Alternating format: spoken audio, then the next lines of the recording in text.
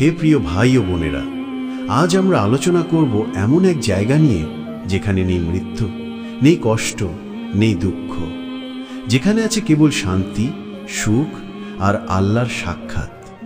সেই জায়গার নাম জান্নাত। জান্নাত অর্থ উদ্যান, বাগান। আল্লাহ তাআলা কুরআনে বহু জায়গায় জান্নাতের বর্ণনা দিয়েছেন। আল্লাহ বলেন, যারা ঈমান এনেছে এবং সৎকর্ম করেছে তাদের জন্য রয়েছে এমন জান্নাত যার নিচে নদী প্রবাহিত। সূরা আল বাকারা আয়াত 25।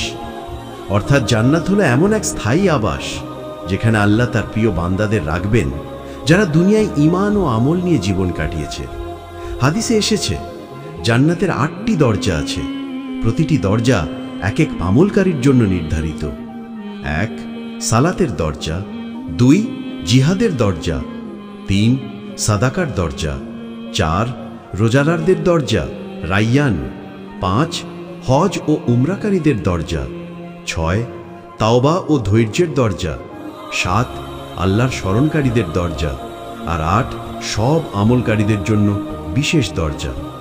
জান্নাতের স্তরও অনেকগুলো, কেউ নিচের স্তরে, কেউ উপরের স্তরে। যাদের ঈমান ও আমল বেশি তারা সর্বোচ্চ স্থানে, জান্নাতুল ফিরদাউস। প্রিয় ভাই ও বোনেরা, মানুষের চোখ যা কখনো দেখেনি, কান যা শোনেনি, মন যা কল্পনাও করতে পারে না, আল্লাহ সেই সৌন্দর্য জান্নাতে রেখেছেন। রাসূলুল্লাহ সাল্লাল্লাহু আলাইহি ওয়াসাল্লাম বলেন, আল্লাহ বলেছেন, আমি আমার সৎ বান্দাদের জন্য এমন কিছু প্রস্তুত করেছি যা কোনো চোখ দেখেনি, কোনো কান শোনেনি, কোনো হৃদয় ধারণ করতে পারেনি। সহিহ বুখারী ও মুসলিম।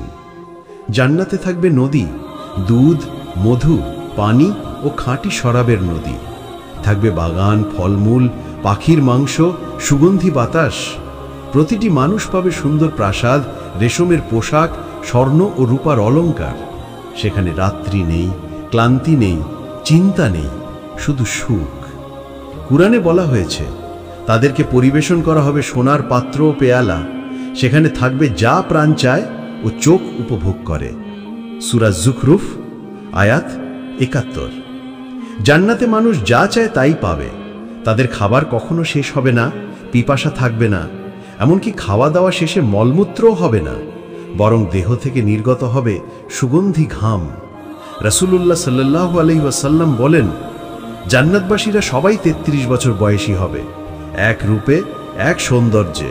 তিরমিজি শরীফ। তাদের মুখমণ্ডল হবে চাঁদের মতো উজ্জ্বল, হৃদয় হবে একে অপরের জন্য ভালোবাসায় পূর্ণ, কোনো হিংসা, ঘৃণা বা দুঃখ থাকবে না। জান্নাতে প্রত্যেক মুমিন পুরুষ তার স্ত্রী বা স্ত্রীগণের সঙ্গে থাকবে, যদি তারা ঈমান ও আমলে একত্র থাকে। সেখানে থাকবে হুর, যাদের রূপ ও সৌন্দর্য তুলনাহীন। আল্লাহ বলেন, তাদের জন্য থাকবে চোখে সীমাবদ্ধ দৃষ্টিসম্পন্ন হুর, যেন লুকানো মুক্তার মতো। সূরা আস-সাফফাত আয়াত 48। কুরআনে আল্লাহ বলেন, তারা সেখানে কোনো ক্লান্তি অনুভব করবে না এবং তারা সেখান থেকে বহিষ্কৃতও হবে না। সূরা হিজার আয়াত 48। জান্নাতে নেই মৃত্যু, ঘুম, রোগ, ভয়, অভাব, শত্রুতা। সেখানে থাকবে শুধু সালাম। জান্নাতের সবচেয়ে বড় পুরস্কার হলো আল্লাহর দর্শন। আল্লাহ তাআলা বলেন, সেদিন অনেক মুখ উজ্জ্বল হবে, তারা তাদের রবের দিকে তাকিয়ে থাকবে। সূরা কিয়ামা আয়াত 22-23। এই দেখাই হবে জান্নাতবাসীর সবচেয়ে বড় সুখ, যার পর আর কোনো কষ্ট থাকবে না। যারা ঈমান এনেছে, নামাজ পড়েছে, যাকাত দিয়েছে, অভিভাবককে সম্মান করেছে, মানুষের সঙ্গে ভালো ব্যবহার করেছে, গুনাহ থেকে বেঁচেছে আর আল্লাহর পথে ত্যাগ করেছে, তারাই জান্নাতে প্রবেশ করবে। রাসূল সাল্লাল্লাহু আলাইহি ওয়াসাল্লাম বলেন, যে ব্যক্তি আল্লাহ ও তার রাসূলের উপর ঈমান রাখে, সালাত আদায় করে, রোজা রাখে, সে জান্নাতে প্রবেশ করবে।